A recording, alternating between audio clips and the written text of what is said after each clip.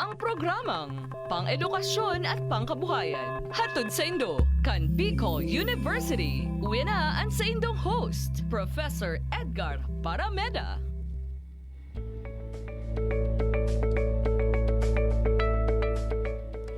Okay mga tugang, maray na aga po sa Indo ka boss. Medyo na late kita. May face-to-face na. Alawig sa biyahe.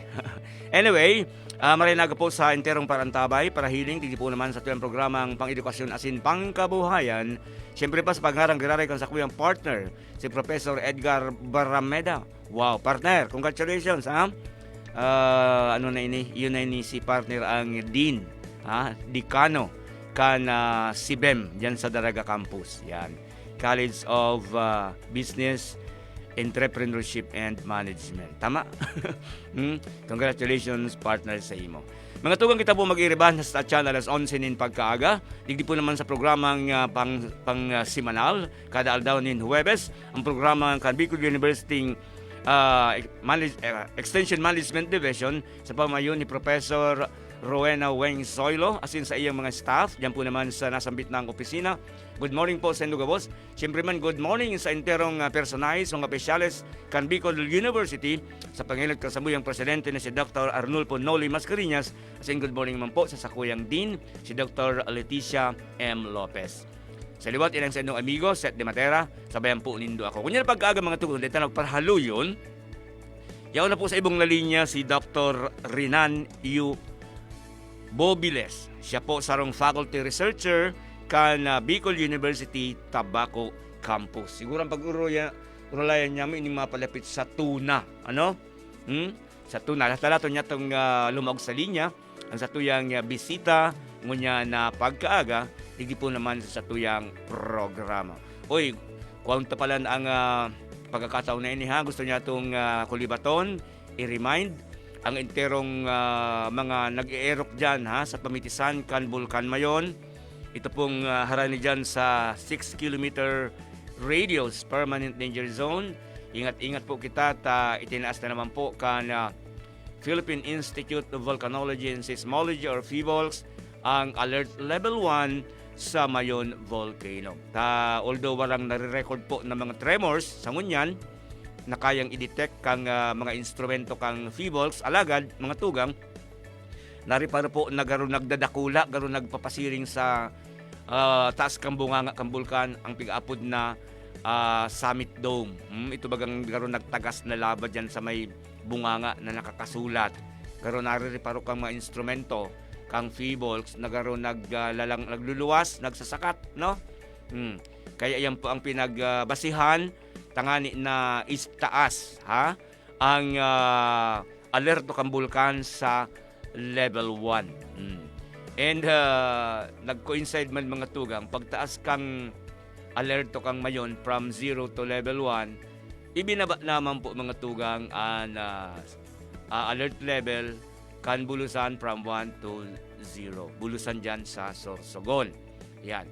And siyempre pa, pipaingat niya taon sa tuyang mga kababayan sa mga pagbigla-bigla po bagang paguran, pagbaha talyan sa Camarines Sur po, igualing sarong makaturtres din na naman na pangyayari, na saro pong teacher, sarong public school teacher ang medyo na disgrasya mga tugang, nakasakay ni sa bike, kaya ba sa saro pang teacher, garo inanod so teacher na nagdadarayata kang bike, buminaba siya, pigliligtas niya sa kaiba niya, daing swerte siya po lugod so inanod as in na nako siguro nangyari ini mga tugang kansarong aldaw mga bandang hapon na nako so lawas kang biktima banggina po yan, condolence sa pamilya.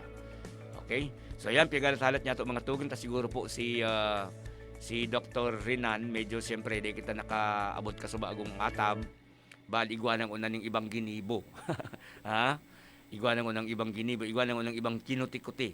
Bata baga mo niyan, nasa ano mo niyan, nasa ISO mo niyan, ang ISO audit ang Bicol University.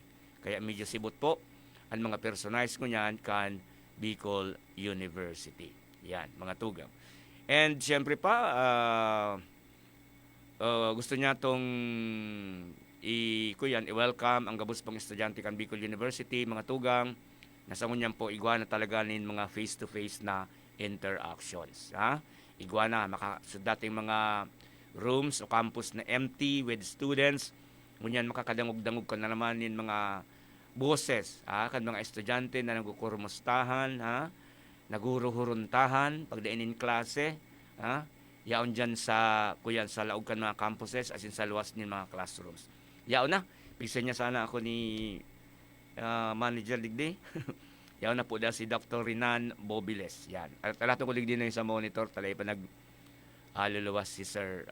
Ayan na, yaon na si Dr. Rinan Bobiles. Sir, Sir Rinan, good morning po. Go ahead po. Ano ka na po? Live ka na, nahiling ka na po sa TV monitor kan Veritas TV. And nadadangog kita gabos sa mga outlets kan Veritas as in kang Bicol University. Go ahead po, sir. Good morning po. Maraming aga po, Sir Seth Di Matera. Yes, sir. Okay po. Sige, sir. Kumusta po, sir, ang Tabaco Campus? Kumusta ka mo dyan? Okay naman po. Although, ngunyan po, tayo pa man actual face-to-face kasi September po yung schedule namin na magkakaroon kami ng face-to-face. Medyo blended learning yung approach na ginagawa namin dito. Okay. Sige, sir. Ano, sir, ang pag-ulay-ulayan tangon niya na pagkaaga, digdi po naman sa tuyang programa sa Veritas, programa kan BU Extension Management Division. Go ahead po, sir, kung anong topic tayo. Tungkol ini, sir, sa tuna, garo nagutom ako. Pagkahiling ko kang, rider sa monitor. Okay po. Ngayon po na aga, pag-urura na po about yung biology and fishery ng tuna. So,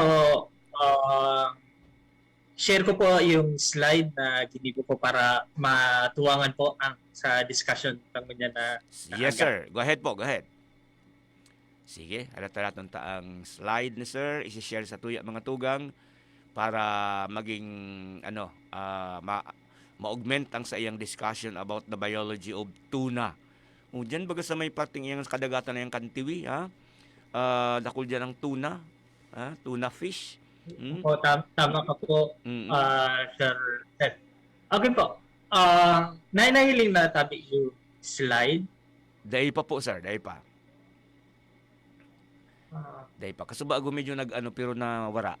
Napaano daw. Sige lang, sir. Okay na? Nahiling na? Ay, alat ng ulad. Alat ng ulad, sir, i-adjust kang technician midigdi ang sa imong presentation. Yung nga mga tugang, sabi kita na nga na medyo dyan po sa parte sa kadagatan na yung kantiwi, ha? Sabi, ang parting iyan ang paboritong paradahan kan mga tuna. Nag-aagi. Haligoy duman sa Jensen, Sa Jensen. Halawigon ang nila, ang biyahe. Tas sa Jensen, baga mga tugang, pamusot talaga yan sa kaduro dalakulang tuna. Garo mga tao. Kadarakula. Kaya lang, aning mga primera klaseng tunang ini, kadaklan digdip nagpig-import na import-export. Pigpapadara na sa luwas kan Pilipinas. Okay na. Sige, sir, go ahead po. Garo okay na, sabi kang technician na mo ang sa imong presentation. So yan tabi. So kumailing din po sa slide na yan. Ang title is Biology and Fishery ng Tuna sa Lagunoy Gulf, digdi sa Bicol Region. Okay, sige. Ini pong Lagunoy Gulf, iyo po ini so parte kang sarong bodies of water siya digdi sa Salbay. Actually, in Dakula po siya, it encompasses yung Camarines Sur, Catanduanes, and Albay. Yan po yung tulong province na nakakasakop kaining Lagunoy Gulf. So inot po pag sinabi ta po na pag tigaristoryahan ta po ang tuna saro po siyang fishery commodity na actually mahalon siya. Expensive siya na fishery product. In fact, sa ibang country nga may mga bisita kaming Japanese ito na nagdigdi sa Bicol. Kang nahiling ninda yung tunang dakula na hali sa San Miguel Island, sabi ninda, it's worth a fortune. Sabi niya nga garo ang sarong kadakula ngayang iyan, kung duman ngayon sa muya sa Japan, pwede ka na ngayon magbakal ngayon ka di sarong sasakyan. Wow. Sarong auto. Grabe, no? Arog ka iyan ka expensive ang tuna Mhm. sa ibang country. So, ini pong tuna, saro po siyang classic sira na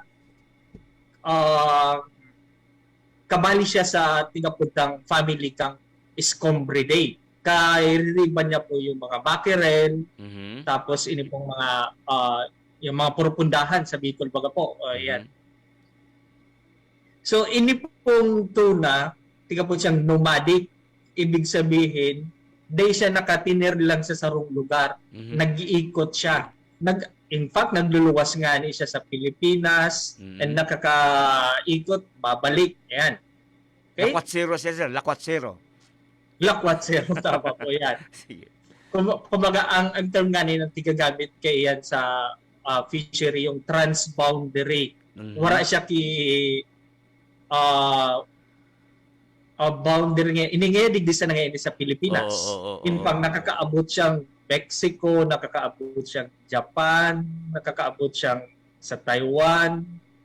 So, lakop siya. Kaya nga ni ang pag-manage kay fishery na tuna, difficile. Kasi pwedeng sa sarong country, iba man ang pulisiya niya. Sa sarong country, iba man. So, difficile siya na i-manage. Mhm. So, yan. So, yan po. Kung mahilig na po dito sa picture na yan, ang tuna and tuna-like na species are important economically because pagkaon siya. Mhm. Okay? So, iyan nga, ining sa baba na picture kung mahilig dito, nahilig yung Mount Mayon. Mhm. Saro po ining picture na kuha sa San Miguel, dito sa port ng Tabaco. Tabaco, okay. Dali sa San Miguel, oo. Ang principal na market tuna species sa Bicol, yan yung yellowfin tuna, Mhm.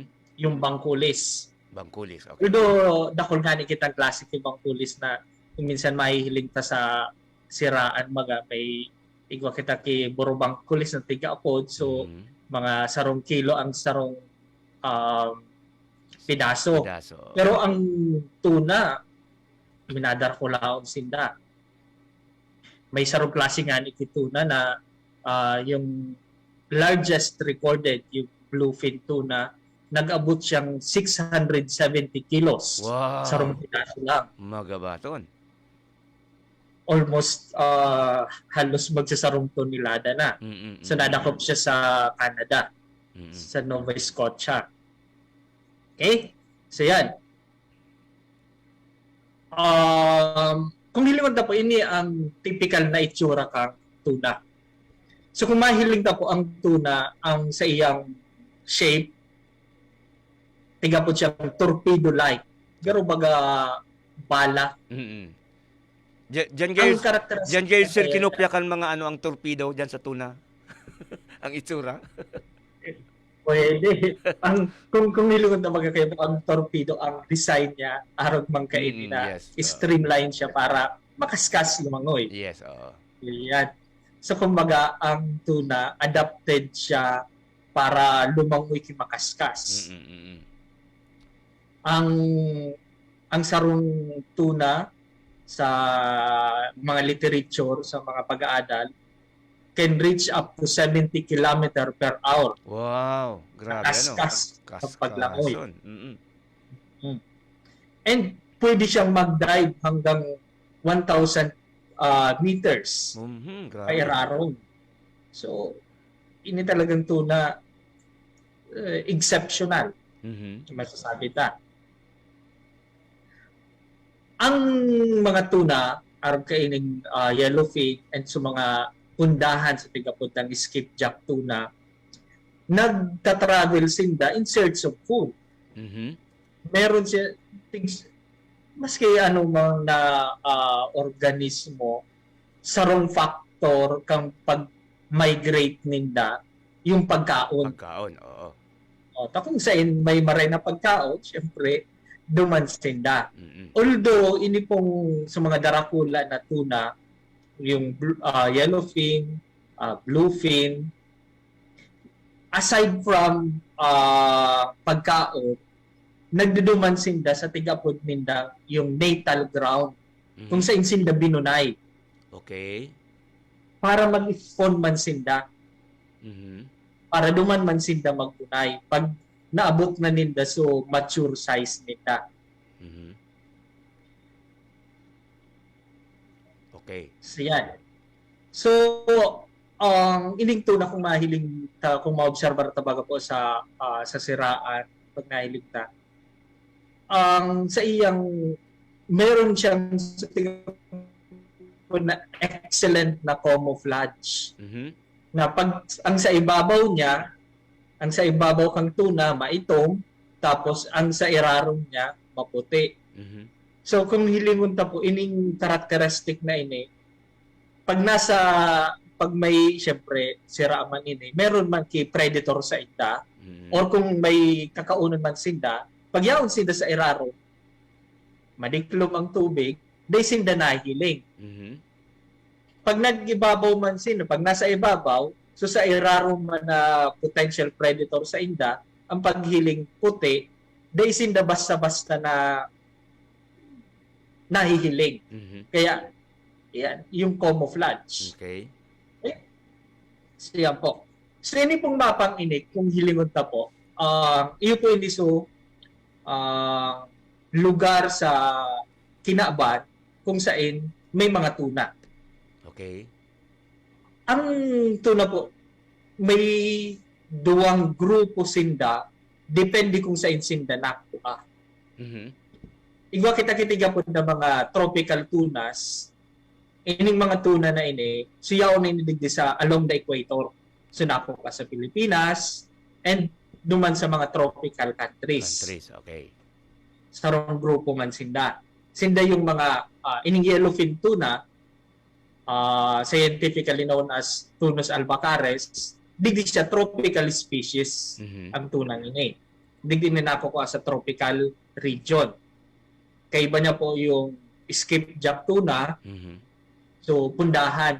So mahilig na po sa siraan mga po. So may kurit siya sa irarong sa iyang body. Yan. Ining pink na ini, digdi na ako kainin yung mga tropical tunas. Okay. Igo naman kita kung sa mga intermediate, may pointer pala doon. Ayan. So ini po na nasa tahaw, yung nag-overlap yung blue at saka yung pink, Mhm. ini naman yung mga intermediate tuna. Mhm. Example kay ni yung big eye tuna, scientifically known as Tonus obesus. And last, sa blue, ito naman yung mga temperate tunas. Okay. Yung mga tunang ini na nadadakop sa malilipot na lugar. Ini ang mga tuna na minadarkulaon. Mhm. Example kani yung bluefin tuna, igwa kitang Pacific, igwa kitang Atlantic, and meron na southern bluefin tuna.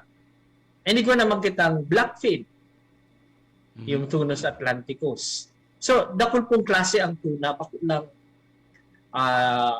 ang pagunata lang, sarong klase lang siya na mahilig sa market. Mhm. So, bako po yan, dakol po siyang klase. Sa inyo po yung mga listahan ng mga tuna na commonly na nadadakop digdi sa Pilipinas. Yung skipjack sa tigapuntang pundahan. Pundahan. Yung yellowfin. Yung sunod, yellowfin tuna, big eye, albacore. Yan. Yun yung mga tuna na nadadakop digdi. And common ini nahihiling digdi sa Pilipinas. Mhm. Ini naman po natigapod na kawa-kawa, scientifically known as Euthenus affinis, kadaklan po kay ni nakukuha digdi baga sa West Coast kang Albay Oo. and sa Pilipinas. Mhm. Day ko aram masyado kung ano ang Bicol kay ni gagamit. So, ang kurit niya naman kainin, nasa itaas Mhm. kang body niya. Ining duwa po sa baba, yung bullet at saka yung frigate tuna, iyon sa tigapod ng turingan Okay. sa Bicol. Iyon ang turingan. Ay, ang Minsan turingan pa lang, sir, lahi maninik ang tuna.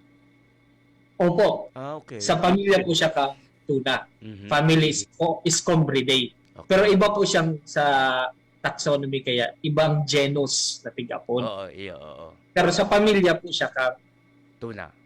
kang mga tuna. Okay. So, yan po. Okay. Ini po. So, kung hilingon ta po, ang tuna, dati ang idea ta kang mga sira, cold-blooded. Mhm. Pero may mga classic sira na warm-blooded. Warm-blooded. Saro na nga ni ining tuna. Oh, So, pag sinabi ta baga po na warm-blooded, ang sa iyang body temperature, iba kang sa iyang environment. Mhm. Iyan ang basic definition ta kang warm-blooded. Warm-blooded. Oo. So, ining tuna pala, warm-blooded siya. Bako siyang cold-blooded. Okay. And ang interesting characteristic ay ni sa biology niya, iba siya kitigapod na ang term gani sa Latin yung rete mirabelli or sa English, wonderful network Mhm. or net. Garo baga po siya, so kung mahilig na baga po ang refrigerator, Mhm. so mga lumang klase ng refrigerator ka ito, Mhm. igwa siya kang so garo metal baga na parang net Okay. na kung saan yung init na hali sa loob, tigda-diffuse niya paluwas Paluwas. Okay. sa refrigerator. Ang mga tuna, igwa man kay araw kay ng mekanismang sa indang lawas. Lawas. Mhm. Kung kaya't yung malipot na blood vessel na yaon duman sa surface ninda, Mhm. tigpapainit sinda kang dugo na hali duman sa laog. Okay. Na mainit kumpara duman sa lugar kang lawas ninda sa luwas. Sa luwas. Oo. Kung saan sila naglalangoy-langoy. Kung saan sila naglalangoy-langoy. Mhm. So kaya iyo po ini ang sarong mekanismo na kung nami-maintain ninda kang mga tuna na maski magduman sinda sa malipot na parte kang dagat pag minairarong sinda 1,000 meters below the surface, maski malipot duman, nami-maintain ninda yung body temperature above the ambient temperature or yung temperature ng environment ninda. Okay. Mhm. Saro po yan na mechanism kang tuna that distinguishes tuna from other bony fishes. Mhm. Kaya pala sir Rinanda siya takot magduman sa rarumon, sa maliputon. Igwa pa lang siyang araw kayo na mekanismo, ano? Tama po. Mhm.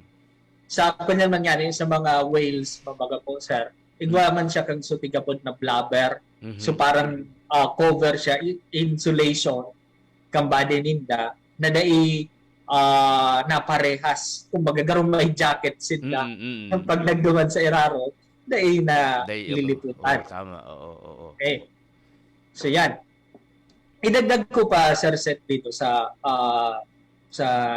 topic na ini. Minsan baga po nadadamot sa kunana, ining ngayang sira ngayang ini, nagkukos nga ini ki allergy. Mhm. Pag napagkinaon mo ngayon sa minagatol, Okay. lalo na ining sa tigaputang turingan tapos pundahan, dakol kitang nadadangog ka na nagkukos ki allergy. Mhm. Saro pong rason ka ini kung nagkakaigwa ki allergy, iyo po ini sa tigaputang histamine fish poisoning. Mhm. Ang poisoning po caused by accumulation kaining histamine. Pag nagbakal-baga po kita, pag nagkakaigwa-baga po kita ki allergy, nabakal kita. Mabakal ngaya kung clarity, antihistamine kaya ini. Antihistamine, okay. Na, kumbaga, ang histamine na ini, ini-neutralize. Mhm. Sa sira, nagkakaigwa ki accumulation ining histamine depende sa pagdakop kang sira. Mm-mm. Pag ang sira kaya po, so ang pagdakop sa iya, haloy so tiga po na struggle. Okay. So pag nag-bandwidth ka baga po, grabe ang pahunot-hunot. Mm-mm. Mm-mm. So bubutungon mo siya tapos i-release mo. Ang sira, pag grabe ang tig-exert niyang effort, ang sa iyang lawas, nagpo-produce siya kay tigapod na amino acid na tigawad na histidine. Okay. Ini pong histidine na ini, pag namametabolize siya, especially ka ining mga bacteria na present sa lugar kung saan mo na siya kinaag after madakop mo siya, Mm-mm. ining bacteria ini, ang histidine, ti-convert niya siya into histamine. Okay. Kaya nagkakaigwa ki accumulation kasi sa muscle nin dadakol na histidine. Pag may bacteria, pag dakol na histidine, dakol na mako-convert o metabolizing bacteria Mm-mm. kay histidine, magiging siyang histamine. Kaya ang composition or ang content ng histamine duman sa sira nahalangkaw. Okay. Kaya iyan nagkakaigwa ki nagkukos siya ki allergy. Mhm. Saro pang mahihiling tabaga po. Nataneta ini ngayang tuna ngayang ini balungsi, ini ngayang tuna ngayang ini mapulahon Mapula. ngayang ang laman. Mm-mm. Mm-mm. So mapula bagang laman, ito ang mahal, expensive siya compared naman sa Mm. sumalumsi. Tigigibong sashimi, sir. Yan. Ang tigigay mong sashimi sumapula. Oh, Tayo ito iyo. ang expensive. Mm. Ay ito ang masiram. And syempre, pag nahihilig tabagang papula, ang idea ta dyan, presko. Fresco. Oo.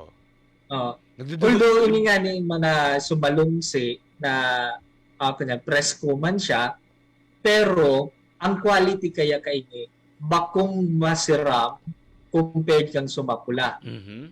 Mm. Ang rason kaya po dyan, maski parehas na species inda, Mm-mm. ini kaya na so malumsi, yung pale in color, yan sa tigapod na burnt meat. Mhm. Pag ang balik kita naman sa kunya, pag grabe ang struggle, pag haluin mo siya madara sa ibabaw, Mm-mm. siyempre, ang sira na ini, grabe ang tig-exert niyang effort sa muscle niya, Mm-mm. minainit yung lawas niya. Mm-mm. Tapos, aside kang nag-iinit ang lawas niya, yung muscle niya, nagpo-produce pa king tigapuntang lactic acid. Okay. Ang lactic acid na ini, nagpo-cause ini kang pagiging acidic kang muscle. Mhm. Kaya nagpo-cause siya na ang color ka ini maging malungsi. Mhm. And bako siyang, kung sa Bicol baga, bako siyang makubol. Iyo. Sir, narunduman ko lugol sir sa joke baga. Baga ang ano da po, ang pakwan da po sir malungsi. Nahulog kaya yan. Iwan sa sira. Pag grabe ang struggle bago siya ma-pacify baga dyan sa pakahawa sa tubig, yun ay nangyayari, naglulungsi ang laman, tapos nakakaigwa ning nagkukos ning histamine. Iyo gayon yan ang mga nangyayari. Kung gusto sabihin kayo ni sir, pag ang tuna nadadakop tulos na less ang struggle niya, ang tsansa is mapula ang sa iyang laman, and then day siyang baba ang tsansa na mag-cause siya ning allergy, mag-trigger siya ning allergy sa taong makaon sa iya. Tama po. Although, kumbaga po, ang allergy kaya, relative siya. Oo. Depende man sa tao. Tama. May mga tao kaya na sensitive sa elevated amount of histamine sa body. Iba naman kay iba na bakong sensitive. Oo. So, iba-iba ang reaction kang lawas ta. Kaya maski parehas na classic kisira. nagkaon niya, kahampang mo siya, sarong putahe, pero siya, nagkaigwa ka allergy, ako dae. Kasi iba man yung reaction kang lawas ko sa amount ng histamine. Sir, gusto ko lugod din ihapot sa imo, ang mampunto taligdi is, paano malikayan na ang pagkakaon mong tuna is dai magkaka-trigger dai makakapalala kang allergy mo kung igwa ka, kung ano ka duman, sensitive ka duman. Sabi mo ba kaya sir, igwa siya ning garuit na to, histidine, sabi mo, na pag nag-ano siya, nakakasalak siya sa mga bakterya. Okay po. So yan, ang susahapot mo po na ito sir, ang pinakang key duman para maiwasan niya, pag-abot na duman sa pagdakop kang sira. Okay. Actually, digdi po sa discussion ko later, igwa po duman na section na i-istorya ko po kung ano yung ano ang tigigibo kang gobyerno kung paano maiwasan ang araw kaini sitwasyon. Okay. So, ikuna ko na po, pahapyawan ko na po yung mga masurunod na. Sige sir. Ako kaya sir, gusto ko sir makover yan, importanteng parting iyan. Sa paano may 10 minutes na lang kita. Okay po. Sige po. Go ahead po. Okay. Ang ikuna ko na lang lugod tabi. Ining party kang discussion ko kung saan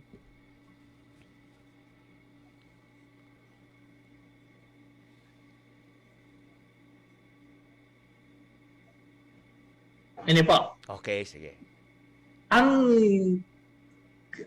digdi sa Pilipinas, igwa kisarong NGO, yung WWF, nagpo-promote sinda na dapat ang mga sira, ang mga tuna na madadakop, nag-agi sa tigapudang sustainable na paagi kang pagdakop kang sira na ini. Saro sa mga tigigibo ninda, yung tigapod na eco-labeling na dapat pag ang produkto mo igwa ka ining seal kang Marine Stewardship Council, ibig sabihin ang sa imong sira na nadakop or ang kooperatiba nindo nagdadakop kang tuna na ang paagi is maray and sustainable. Paano naging sustainable siya?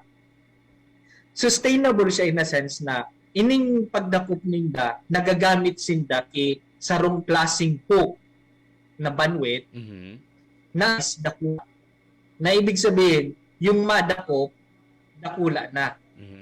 At the same time, yung sira na nadadakop ninda, less ang struggle. Kasi, pag dakop ninda tulos, igwa na sinda so tiga na post-harvest na technique na tigigibo para maiwasan ining production kang histidine sa muscle kang sira. Okay.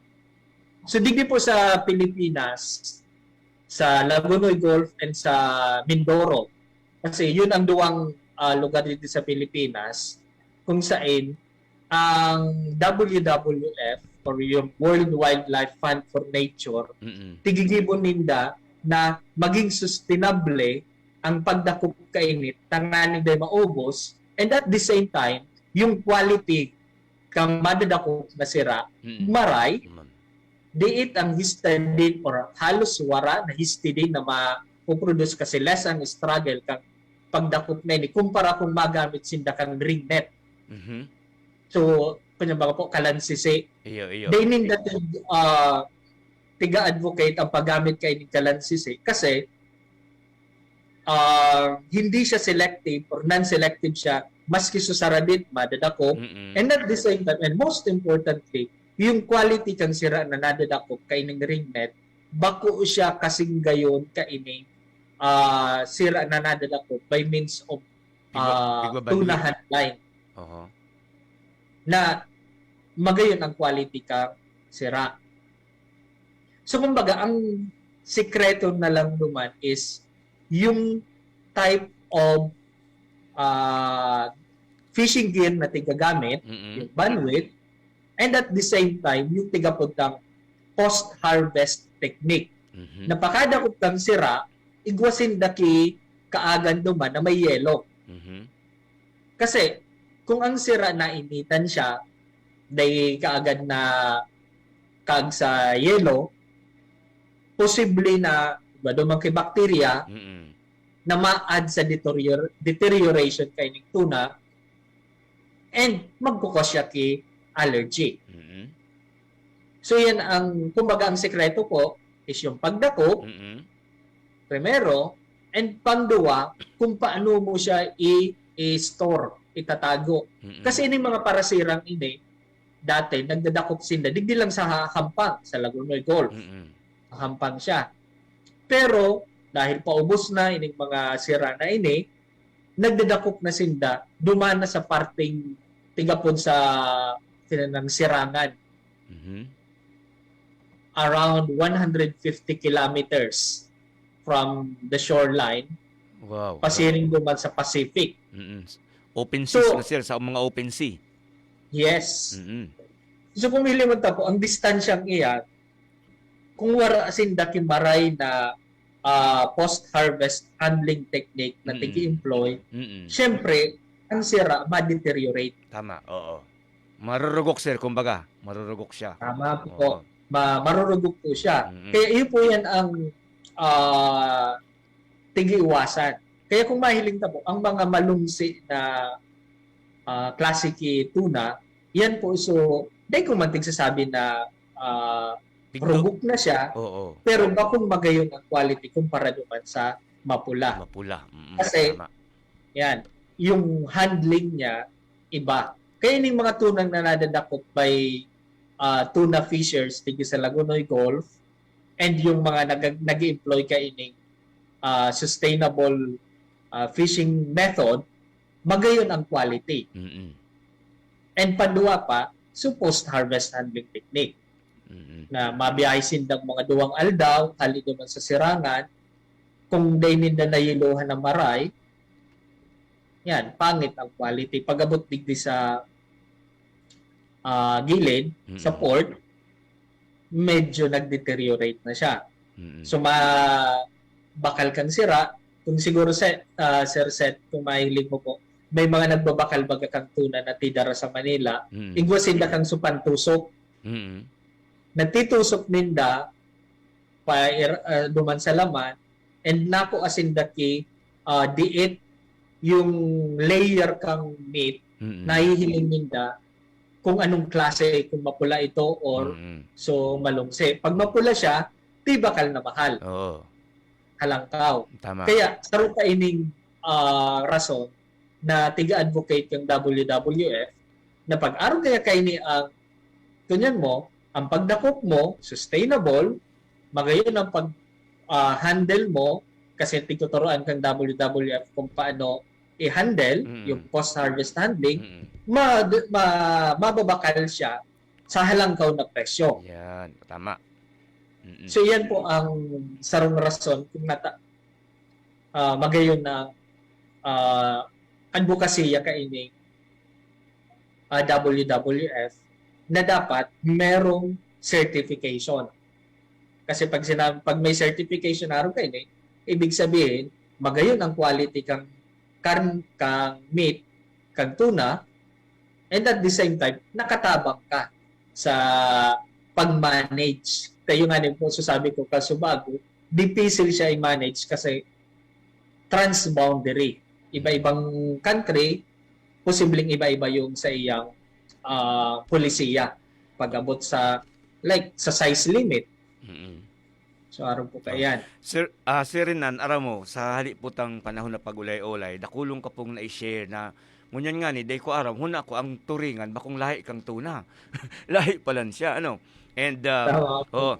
sir, day na kita nin oras, inabot na kita nin oras.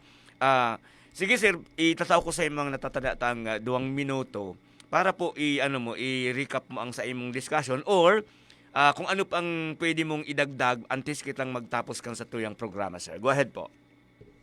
Sige po. Siguro may dagdag ko na lang po na ini pong tunang ini na nahihiling ta sa market, yung mga size niya na mga sarong kilo or minsan nga ni sa pa, ini pong mga klaseng tunang ini, so tigapunta siyang mga juvenile. Na ang pagdakop kay ni or ang pag-consume kay ni, bako siya, dahil siya nakakatabang sa pag-manage kay ni resources na ini. Kasi, tigdadakop mo, so sira, na dapat madakula pa, Mm-mm. and dapat mambubunay pa sinda, para makadagdag sa populasyon, kaining tuna na paubos na. Mhm.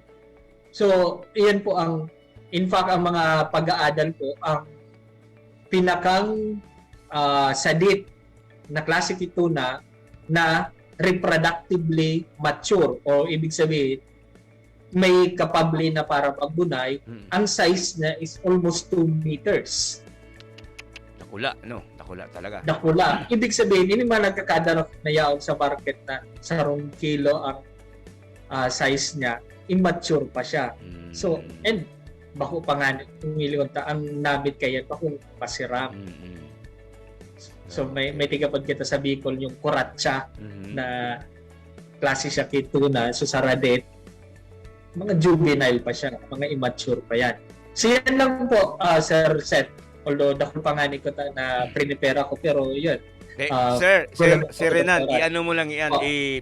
i-gilid mo lang, isasaray mo lang yan, prepare mo. Maparto kita ligdi, magpili ka mo mag-mensahe po sa BU Extension Management Division for another episode kay ni para may padagos mo ang sa imong discussion.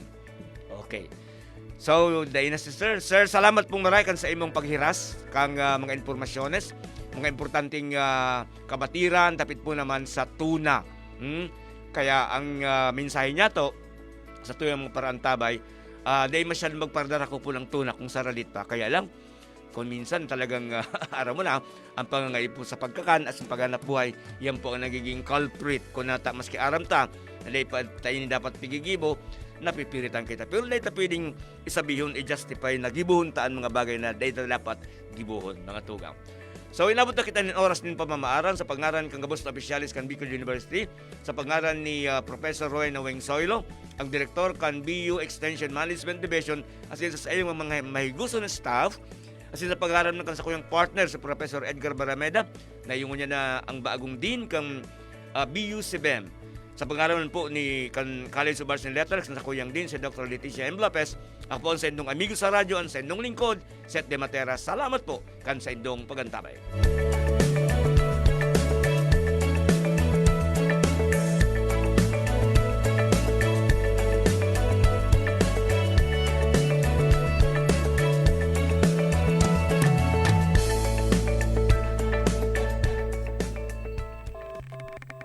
Napasaindo ang programang Bicol University, programang pang-edukasyon at pangkabuhayan. Antabayan liwat sa masunod na Webes. Digdi na sa Radyo Veritas Legazpi.